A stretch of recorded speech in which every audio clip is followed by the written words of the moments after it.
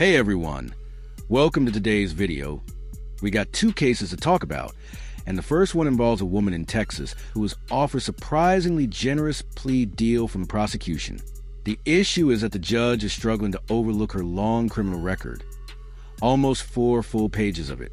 On top of that, she's having a tough time staying calm and respectful in the courtroom, which puts her at risk of being taken into custody right then and there. Before we jump into the details, I want to take a moment to thank today's sponsor, Chapter. That a lot of people on Medicare end up spending hundreds, sometimes even thousands of dollars every year simply because they picked a plan that doesn't actually meet their needs. It's not their fault. Many are pushed into plans by brokers who care more about commission than helping people make the right choice. This is exactly why I chose to partner with Chapter. The company was started after the founders saw their own parents get caught in this frustrating cycle, and they decided things needed a change. When you call Chapter, you'll speak with a real person who will go through every available plan with you to help find the best option for your situation. And the best part, the call doesn't cost you anything. With the holiday season approaching and many people saving over $1,000 a year by switching to a better plan, now is the perfect time to keep more money in your own pocket. So give them a call using the number on your screen or visit the link in the description.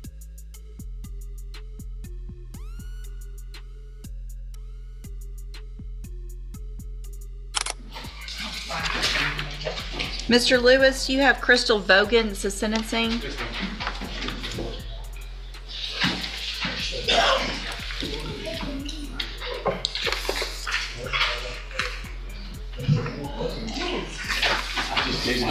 Good morning. This is Mr. Hoffpower sentencing. I didn't see you over there, Mr. Hoffpower.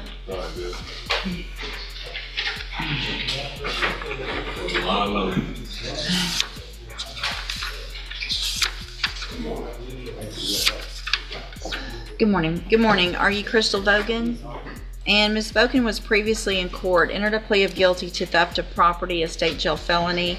That agreement was for a 4-year deferred probation with a $1,000 fine as well as restitution in the amount of $9,400. I've received the pre-sentence report.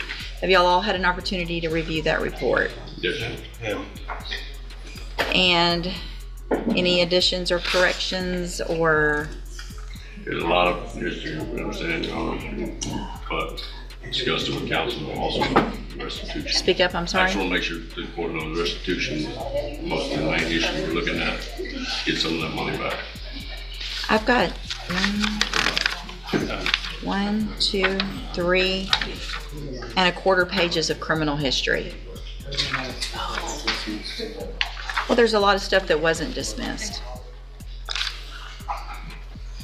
There were 14 felonies that weren't dismissed.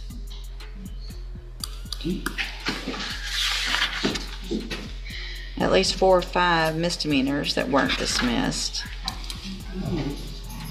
I understand the restitution, and y'all know my position on that already this morning, but there's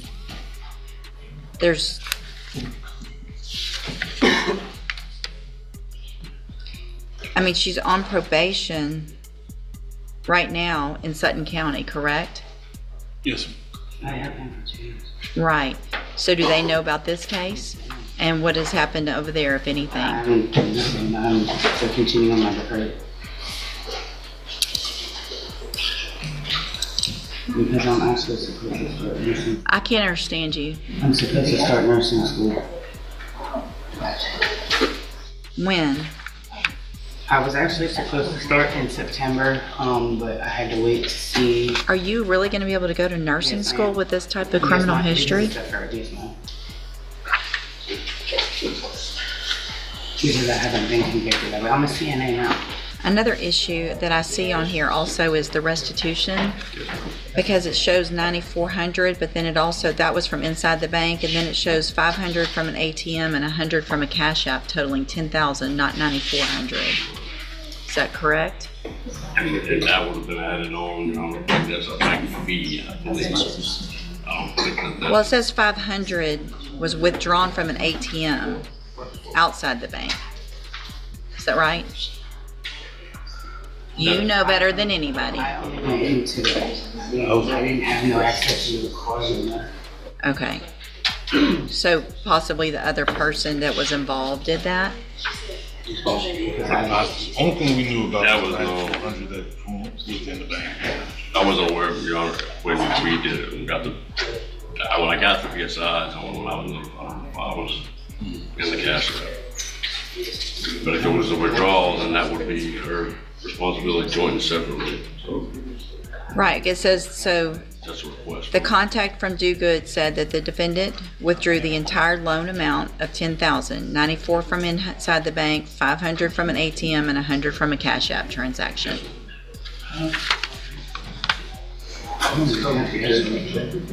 It doesn't matter if you did it or if the other person that you were with did it. Y'all were working together. So you're both, and what's the other status of the, I don't have the other status of another person, Your Honor. This is one that's the charge. I'm not posting on there. But she's responsible. yeah. So I mean, if there was another person and you didn't give that information, then that's, okay. Apparently the cops didn't either, so. She went in the bank, she was the one called. Side, whether or not she had a conference on the backside, not to my knowledge.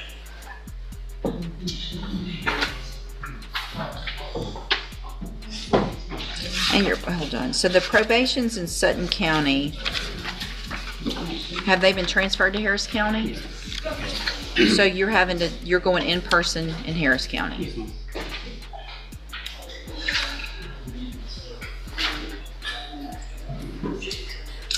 Okay, and so it's the state's position to go forward with the agreement? I understand the court's concern, and the state has the same. Like I said, our initial deal was to get some of the money back on our victim. However, we So, understand. all right, so here's what I'm going to do, Ms. Vogan. I'm going to find that you entered your plea of guilty freely and voluntarily. Can y'all hold it down over there, please? I'm going to find that you entered your plea of guilty freely and voluntarily, find sufficient evidence to find you guilty.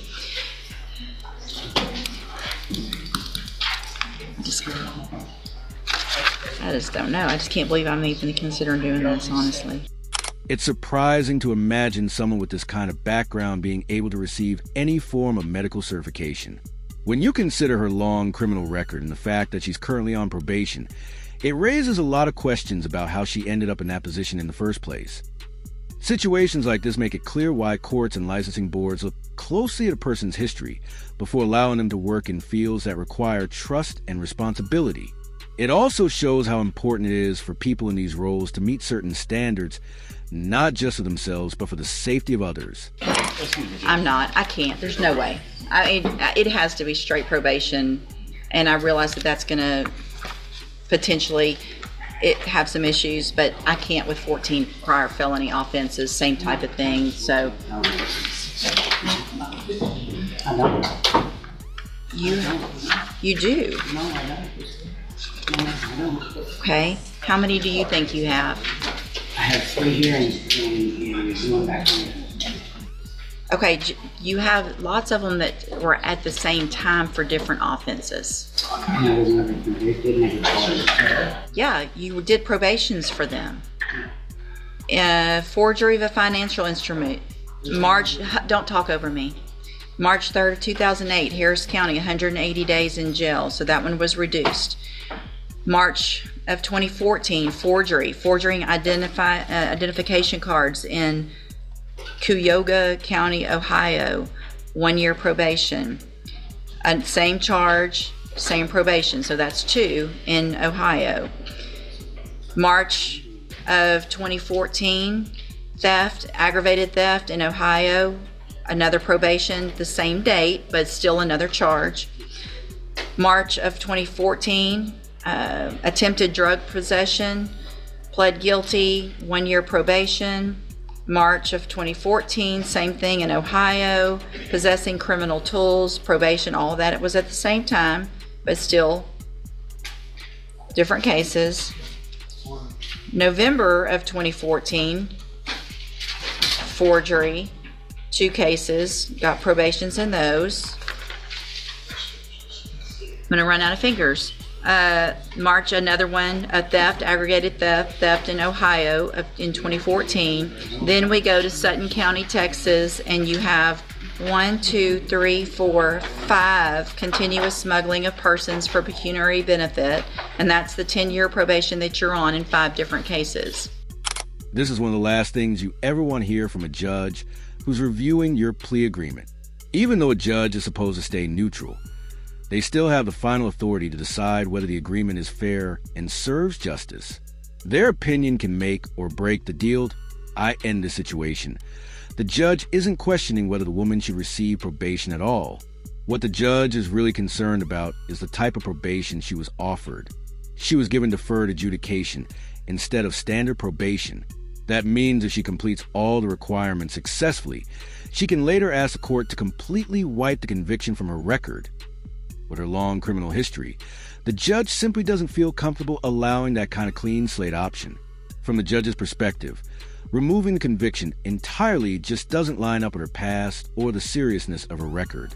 Okay. So how many cases are you on probation for in Sutton County?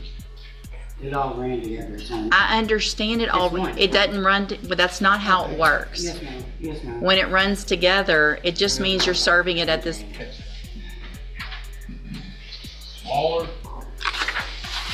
I'm rejecting the plea agreement. I'm resetting your case for 3 weeks. We'll see you back in 3 weeks. Y'all can talk about it then. You're at, ma'am, What? this is not gonna help. It don't matter. My life's going on. Well, looks like you did that, not me. I'll see you in 3 weeks.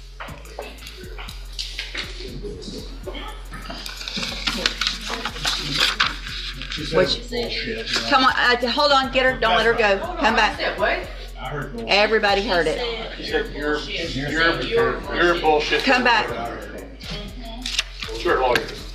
I told my lawyer he was bullshit. I didn't say that. You don't talk like that to anybody in this case because he didn't do this either, you did. He got me the plea. He did get you he did a great job. I'm gonna find at this time that your bond is not sufficient because of your attitude and because of your criminal, because of your, I gotta go to work. So I'm gonna lose my job and everything too? Well, maybe you shouldn't cuss at your lawyer. Maybe you shouldn't have this attitude here in the courtroom. I'm going to raise your bond. What's the bond currently set at? Don't cry now after saying it's bullshit to him and acting like this in here. Stop. No, you're going to make it worse. You're just going to make it worse. You should, when I told you a minute ago to stop, you should have stopped when I told you to.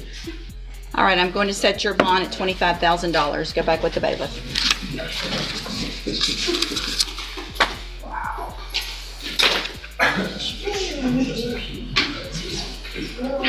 Who's on me like that?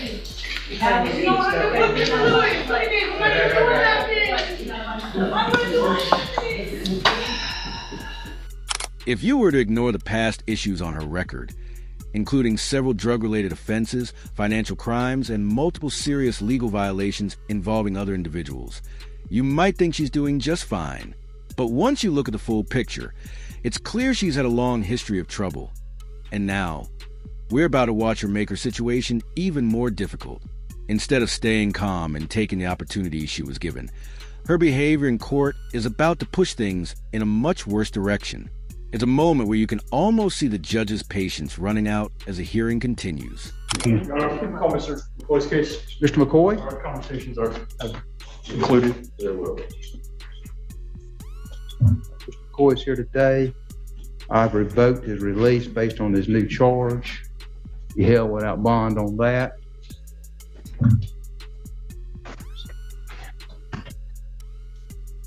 What else do we have? And Mr. McCoy, you understand that you're representing yourself. I have found you competent to represent yourself. At any point in time, these proceedings, you can ask an attorney if he appointed to represent you.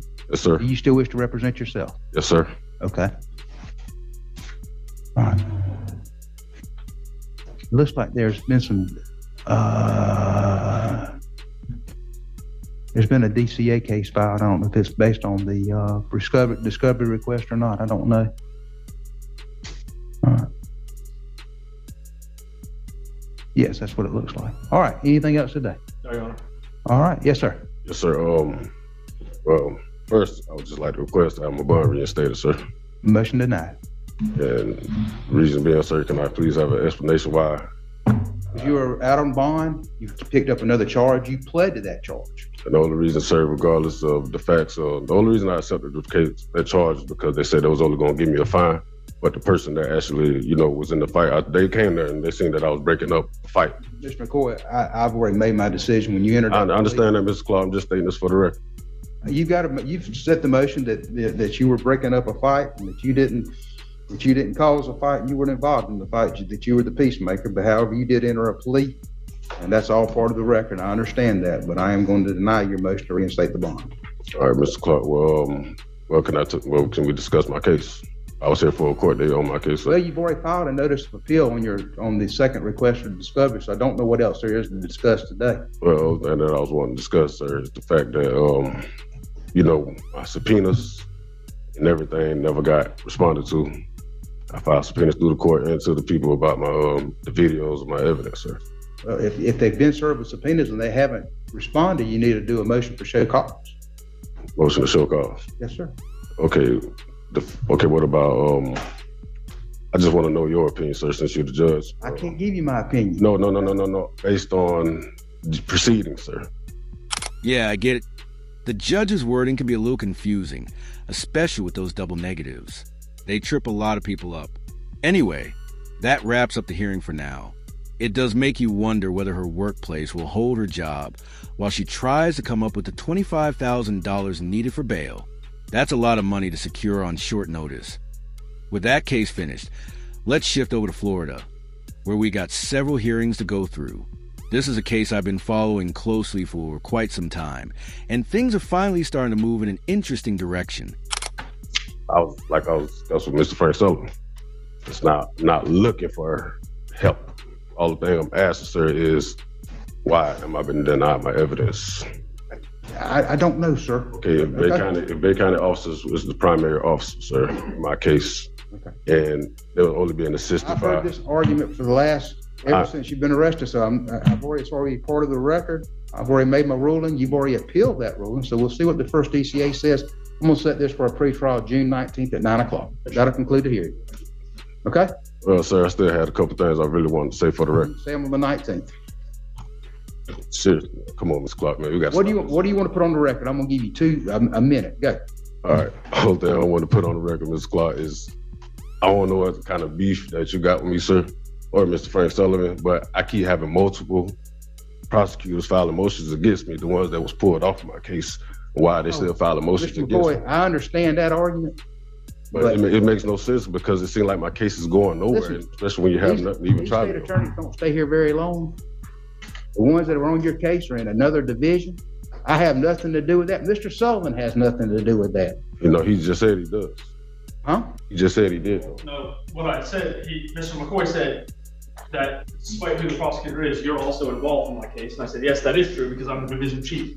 I didn't say I had anything to do with moving prosecutors or changing. He doesn't move, but he is the division chief, so. Okay, if my old prosecutor's already moved to a different division, whatever, why is she still filing motions against me? And then obviously when she signed it, she said this motion is for Frank Sullivan. They all sign it for Larry Bashford. It doesn't matter who signs it, who files it. They're filing on behalf of Larry Bashford. So that's going to conclude today's hearing.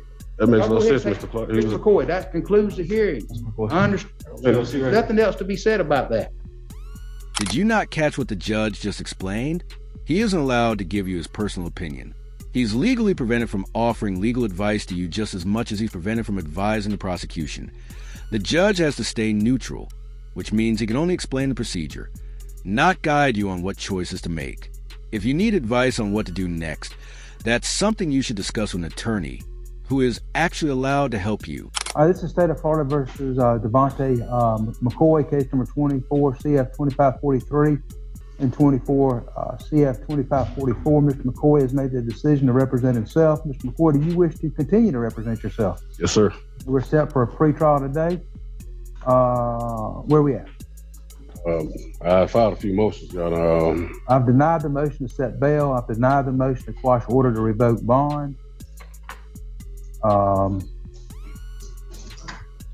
Okay, Your Honor, can Can the state at least, or can somebody at least explain to me why I deserve to be held without bond? No, sir. I've already done that, and I've already made the decision. You're being held without bond because you were arrested on a new charge and you pled to that charge. And I've already discussed that. So we're not going to have any more discussion on that. Well, Your Honor, I would like to state for the record, due to the fact that, it's on record and also by the person that actually committed that crime that day. I've already heard that argument that you were making. Clark, Listen to me. I've heard the argument that you were a peacemaker, but you pled to that charge. We're not hearing anything else about setting a bond or anything else. I never pled What else guilty do we need the to address charge, today? Well, I put in a motion to dismiss the information due to double jeopardy clause. So All right, that will be denied, but I'll get you a written order. Well, All right, anything else? can I wait a minute, Your Honor? I need to state something for the record. I mean, I'm trying to understand why is my motion being denied without being heard. I'm going to get you a written order. Motion, Your Honor. Anything else besides? Yes, I'm trying to get my motion heard. I want my motion to be heard, Your Honor. I want to speak. I'm gonna review it first because I'm gonna get you an order. I'm gonna get you an order, and if you want to do a motion for rehearing, you can do that. What else we need to do today? I want my motion heard, Your Honor. I want to speak. What else do we need to do today? I'm going to speak on my motion, Your Honor. All right, let's go ahead and set it for trial. We're gonna set it for trial October the. You setting for trial? I'm trying to discuss something with the state, Mr. Clark.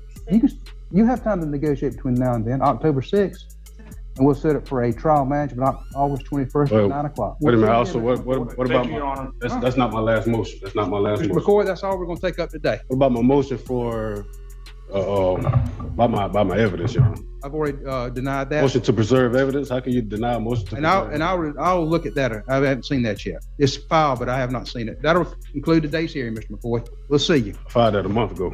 Yes, sir. Go. Mr. McCoy, it wasn't sent to me, so that'll conclude the hearing. So you sending me for trial? That will conclude the hearing. Wait a minute. Y'all take him out. Listen, bro, it's crazy, though. Take him out. Go ahead and y'all get him. I'm gonna ask you to disqualify yourself from my case, too. All right, well, we'll take a written, we'll take it up a written order. Mr. McCoy, go ahead and take him out, Brian. Some people seem to think that watching a few courtroom shows somehow makes them legal experts, and that they can successfully defend themselves in real criminal cases. Unfortunately, it almost never works out the way they imagine. Representing yourself without real legal training usually leads to bigger problems, not solutions. I end this situation. You can already see how those choices are catching up with him. With that said, let's move on to his next hearing and see what happens next in the case.